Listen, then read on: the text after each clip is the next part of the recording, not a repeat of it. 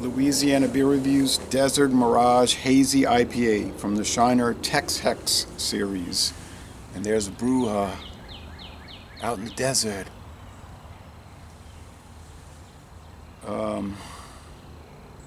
Yeah, this was introduced in 2022. I bought this recently in this 12-pack, variety pack, four different IPAs, 3 cans each.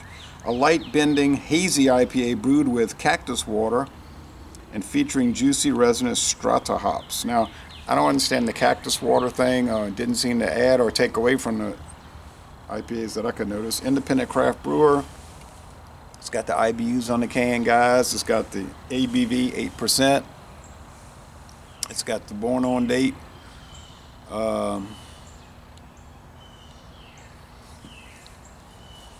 Let's see. Even got the time when it was brewed.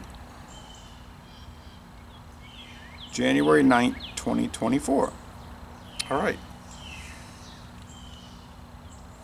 So not super duper fresh, but 2 months old in a can. 8% shouldn't be a problem.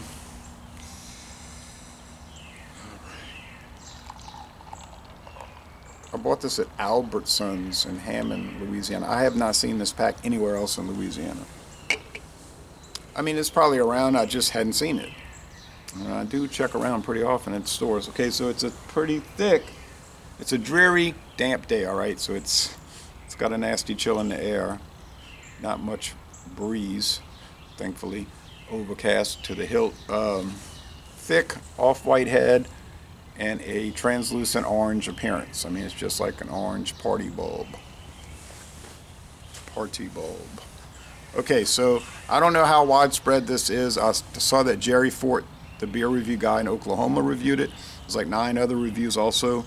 Don't know where the people, I know one of the other guys is in Texas, so it just could be one of these things where you'll see it in Oklahoma, Texas, obviously, where it's brewed. Texas, Oklahoma, Arkansas, Louisiana. It may not be outside of that 4-state area.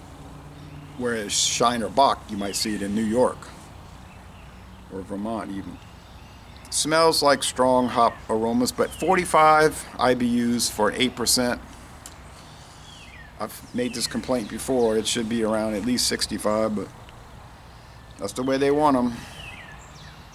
Pungent aroma of white bread crust, malts, and a strong hoppy note.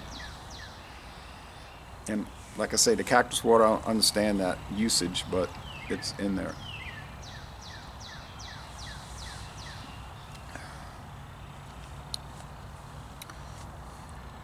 Semi-sweet, 2.5 out of 5 sugar cubes.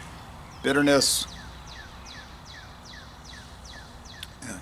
2.5 out of 5 hop cones. Now look, they've got IPAs in this pack that are 9.5% with like 80 bitterness units. You know, proper, super strong. A little bit too strong to be enjoyable, honestly, but well made. Well, too strong to be enjoyable for me, even though they were an A. Definite cereal grain here. It's almost like lightly sweetened breakfast cereal. I wonder if they're using wheat or oats in this. Get that feeling. Body's medium, high medium actually.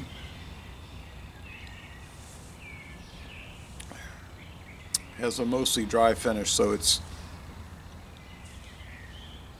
moderate bitterness, moderate sweetness, somewhat heavy body, and a mostly dry finish. It's once again coming across to me like a strong pale ale. You could call it an imperial pale ale. At 8%, I guess that would be the case. But India pale ale, 8%, 45 IBUs. I'm not seeing that, but other people would say, you know, you don't know IPAs. This is not 2011. You're way behind. Get with the program. Everything else, but that's fine. I'm just telling you.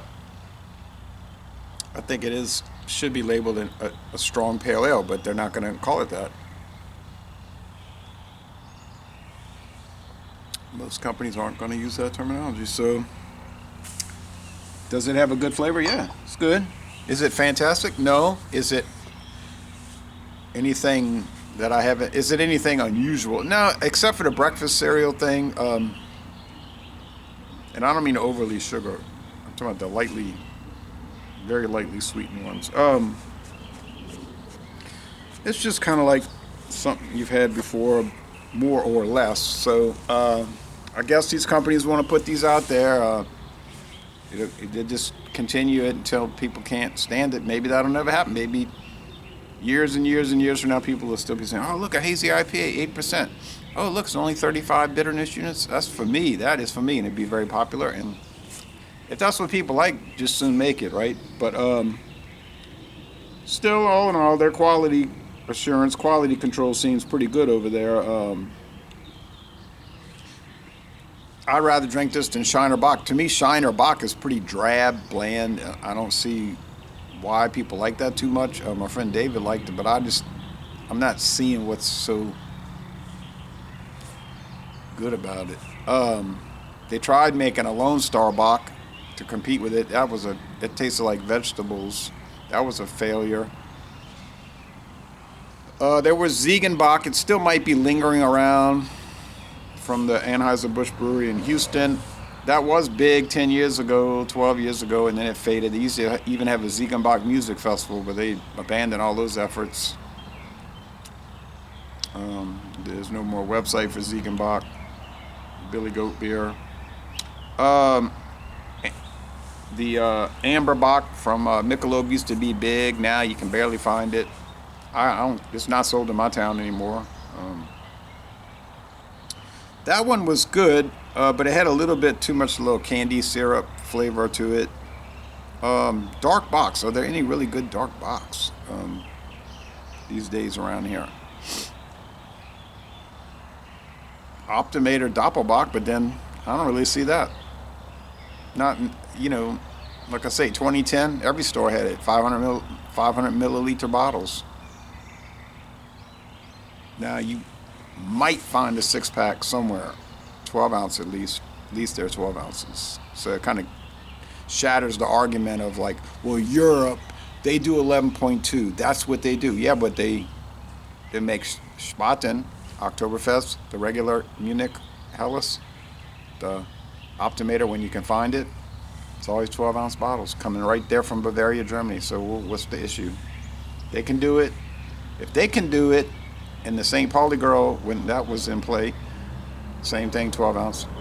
Beck's, same thing, used to be 12 ounce. If they can do it, you can do it. But anyway, enough of the rant. I like this. If you ask me, do you like the beer? I like it. The Marvel Comics type graphics are fine, which is what Marvel Comics graphics are these days. Kind of like they're fine, but not much more than that, But enough. I don't want to get onto a rant on comic books.